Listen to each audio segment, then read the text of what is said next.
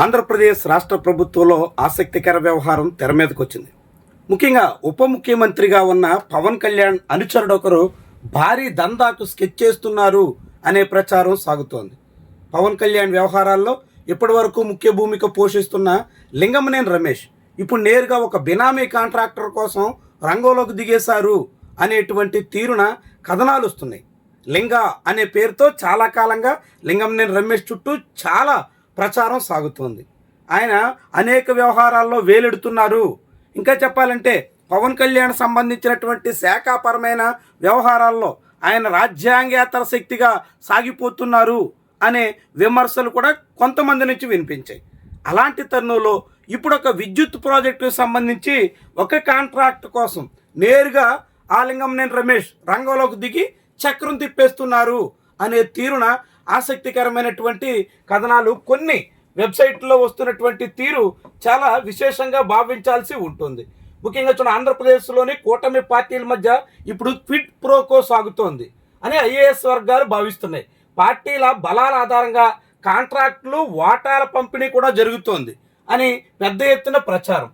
కూటమిలోని ఒక ప్రధాన భాగస్వామి పార్టీకి చెందిన కీలక నేత ఒకరు లింగాను బరిలోకి దించి 5,000 కోట్ల రూపాయల ప్రాజెక్టు దక్కించుకోవాలని స్కెచ్ చేశారు.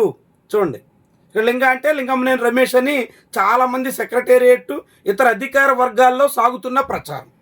అలాంటి ప్రచారంలో భాగస్వామి పక్షంగా ఉన్నటువంటి ఒక కీలక పార్టీ నాయకుడు అంటే పవన్ కళ్యాణ్ సంబంధించినటువంటి ఆయన శాఖ వ్యవహారాల్లో చాలా కాలంగా ఆయనే చూస్తున్నారనే ప్రచారం ఉంది.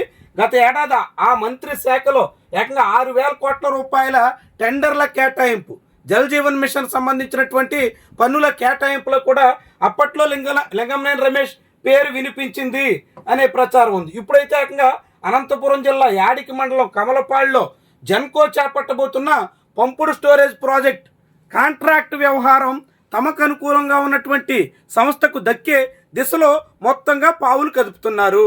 ఇందుకు తగ్గట్టుగా ఇప్పుడు మొత్తం పవర్ వ్యవహారాలు చూస్తున్నటువంటి రిటైర్డ్ సిఎస్ ఈ పనిని చక్కదిద్దే ప్రయత్నంలో ఉన్నారు అన్నట్టుగా ఈ కథనం సారాంశం. మొత్తం ఇదంతా చూస్తుంటే విద్యుత్ శాఖలో చక్రం తిప్పుతున్న ఉన్నతాధికారికే ప్రభుత్వ పెద్దలు ఈ బాధ్యత అప్పగించారని, ఇతర సంస్థలు ఏవి పోటీకి రాకుండా చూడాలని, ఒకవేళ వచ్చినా కూడా తాము చెప్పినటువంటి వాళ్ళకే టెండర్ దక్కేలా చూడాలని లింగా టీం విద్యుత్ శాఖలోని ఆ పవర్ఫుల్ అధికారిపై తీవ్ర స్థాయిలో ఒత్తిడి చేస్తున్నట్టుగా సమాచారం అన్నట్టు ఇక్కడ కథనాలు మనం చూడొచ్చు. చాలా ఆసక్తికరమైనటువంటి వ్యవహారం. ఇప్పటికే తెలుగుదేశం పార్టీ నేతల మీద వివిధ రకాల ఆరోపణలు, అనేక రకాల అభియోగాలు వెల్లడవుతున్న తరుణంలో జనసేన పార్టీ నేతలు కూడా ఆ పార్టీకి బినామీగా ఉన్నటువంటి కొన్ని సంస్థల ద్వారా చక్రం తిప్పే ప్రయత్నంలో ఉన్నారు అనే వార్తలు చాలా ఆసక్తికరంగా, చాలా కీలకమైనటువంటి పరిణామంగా చూడాల్సి ఉంటుంది.